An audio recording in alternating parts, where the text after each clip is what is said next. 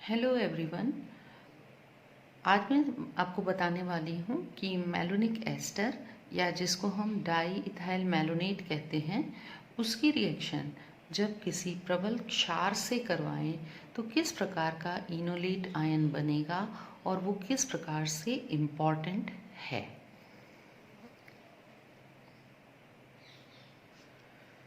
यदि हमको malonic ester से मोनोकार्बोक्सिलिक अम्ल बनाने हों तो इसके लिए हम क्या करेंगे। इससे कई सारे कंपाउंड्स बनाए जा सकते हैं। सबसे पहले तो मैं मोनोकार्बोक्सिलिक अम्लों की बात कर रही हूँ। तो यदि हमको मैलोनिक एस्टर से मोनोकार्बोक्सिलिक अम्ल बनाने हों तो ये अभिक्रिया 3 पदों में पूरी होगी। पहले पद में हम मैलोनिक एस्टर का इनोलेट आयन बनाएंगे। ऑब्वियसली ये कैसे बनेगा, मैलोनिक एस्टर की प्रबल क्षार से अभिक्रिया करवाकर। सेकेंड स्टेप में ये जो इनोलेट आयन बना है इसका हम एल्कलीकरण करेंगे। एल्कलीकरण करने के लिए हम एल्किल हैलाइड यूज़ करेंगे। और थर्ड स्टेप में 2 सब स्टेप्स हैं। पहली है जल अपघटन और दूसरी है वी कार्बोक्सिलीकरण यानी हाइड्रोलिसिस और डी कार्बोक्सिलेशन। तो आइए देखते हैं। ये है मैलोनिक एस्टर। मैलोनिक एस्टर की रिएक्शन जब सोडियम इथॉक्साइड से करवाते हैं इथेनॉल विलायक की उपस्थिति में, तो सोडियम इथॉक्साइड एक प्रबल क्षार है।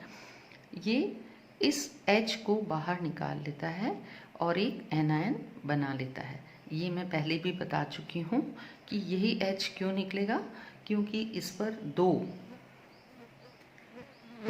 प्रबल इलेक्ट्रॉन आकर्षी समूह लगे हुए हैं। तो ये जो 2 प्रबल इलेक्ट्रॉन आकर्षी समूह लगे हुए हैं ये इस कार्बन को इलेक्ट्रॉन डेफिशिएंट बना देते हैं।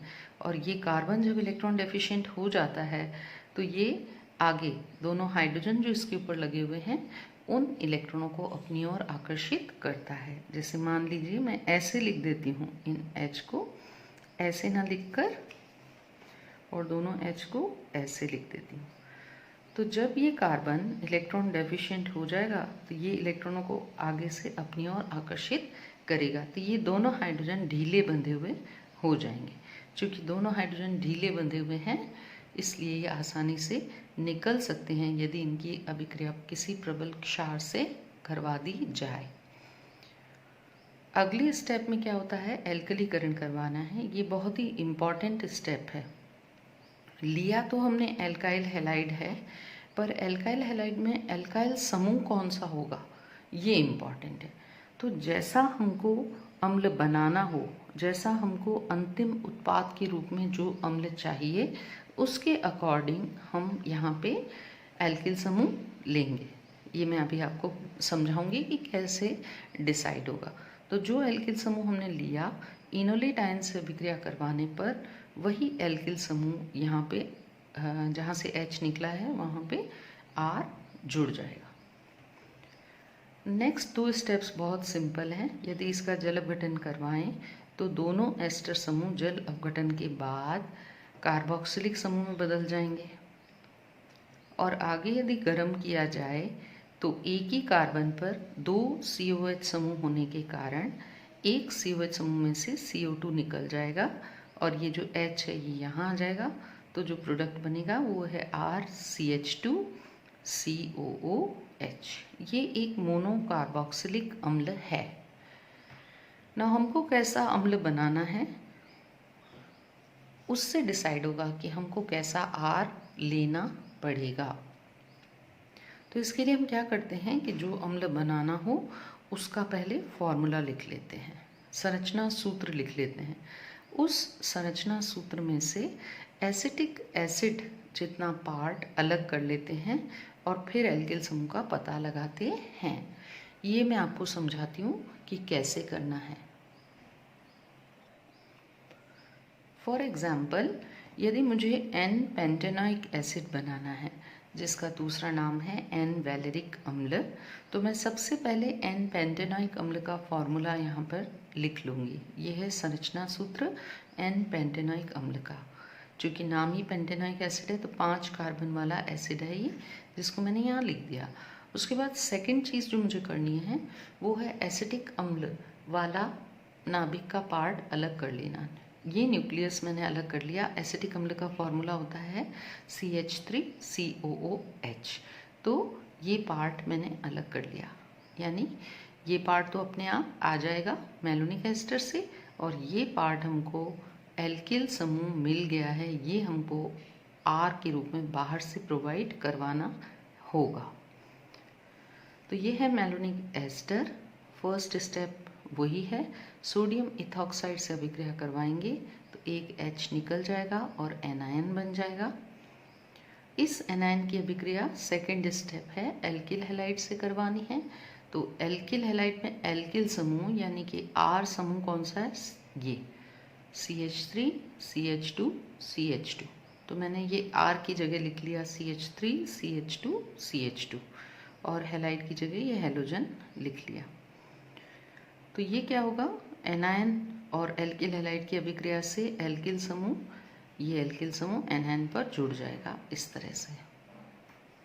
इसकी बात सिंपल है, हमको इसका जल अपघटन करवाना है।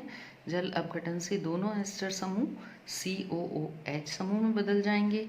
इसके बाद जब हम गर्म करेंगे तो एक COH समूह में से कार्बन डाइऑक्साइड निकल जाएगा और हमको हमारा डिजायर्ड प्रोडक्ट मिल जाएगा, CH3 CH2 CH2 CH2 COH मिलेगा, जो ये है। एक और एग्जाम्पल दिखाती हूँ मैं आपको, जिसमें दो एल्किल समूह लगे हुए हैं। मान लीजिए हमको मेलोनिक एस्टर की मदद से डाईमेथिल एसिटिक अम्ल बनाना है। तो हम सबसे पहले क्या करेंगे, डाईमेथिल एसिटिक अम्ल का फॉर्मूला यानी कि संरचना सूत्र लिख लेंगे। उसके बाद उसमें से COOH और उसके पास वाला कार्बन यानी एसिटिक अम्ल न्यूक्लियस को बॉक्स के अंदर बंद करके अलग कर लेंगे। बचा हुआ पोर्शन R है। यहाँ पे हम देख सकते हैं कि दो R लगे हुए हैं, एक CH3 है, दूसरा भी CH3 है। तो हमको यहाँ पे दो बार R लगाना पड़ेगा। कैसे, पहले मेलोनिक एस्टर लीजिए, उसकी रिएक्शन प्रबल क्षार से करवाकर एनायन में कन्वर्ट कीजिए, ये H निकल जाएगा, एनायन बन जाएगा। पहला R हमने लगा दिया है CH3I के रूप में, यानी कि एल्किल हैलाइड के रूप में, ये R लग गया है। अब हम दोबारा ये H हटाएंगे और दूसरा R लगाएंगे। तो इस H को हटाने के लिए मैंने फिर से इसकी रिएक्शन प्रबल क्षार यानी सोडियम इथॉक्साइड से करवाई, तो ये H भी बाहर आ गया। अब ये केवल C पर माइनस चार्ज और दो एस्टर समूह और एक CH3 लगा हुआ है। जो H निकला है उसकी जगह अब हम दूसरा R लगाएंगे। दूसरा R भी CH3 है, इसलिए रिएक्शन CH3I से करवाएंगे। ये दूसरा R लग गया। इसके बाद लास्ट स्टेप वही कॉमन है, यानी कि जल अपघटन और विकार्बोक्सिलीकरण। तो हमारा desired product that is dimethyl acetic acid हमको प्राप्त हो जाएगा। एक लास्ट एग्जाम्पल और है जिसमें कैप्रोइक एसिड बनाएंगे। कैप्रोइक एसिड का फॉर्मूला ये है, N-हेक्सेनोइक एसिड को ही कैप्रोइक एसिड कहा जाता है।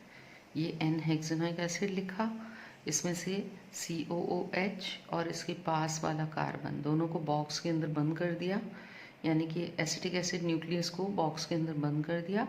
जो बाहर रहा वो है R। तो ये R हमको बाहर से प्रोवाइड करवाना पड़ेगा। तो first step common, malonic ester की रिएक्शन प्रबल क्षार से सोडियम इथॉक्साइड से इथेनॉल की उपस्थिति में करवाकर एनायन बनाएंगे। फिर R लगाना है, तो R है ये चेन और इस पर हमने एक हेलोजन लगा दिया यहाँ, तो ये R है, एल्किल हैलाइड है, एल्किल समूह लग गया। अब जल अपघटन और गर्म करके विकार्बोक्सिलीकरण करवाया तो N-हेक्सेनोइक अम्ल यानी कि कैप्रोइक एसिड प्राप्त हो गया। तो इस तरह से हमको जो जो मोनोकार्बोक्सिलिक एसिड्स बनाने हों उसका हम पहले फॉर्मूला लिख लें। उस फॉर्मूले में से COOH और उसके पास वाला कार्बन बॉक्स के अंदर बंद करके शेष जो संरचना बाहर बची हुई है उसको R मानते हुए हम एल्किल समूह का पता कर लें और फिर जो मेथड आपको बताया है उस मेथड से हम एल्किल समूह लगाकर और डिज़ायर्ड प्रोडक्ट बना सकते हैं। Thank you so much.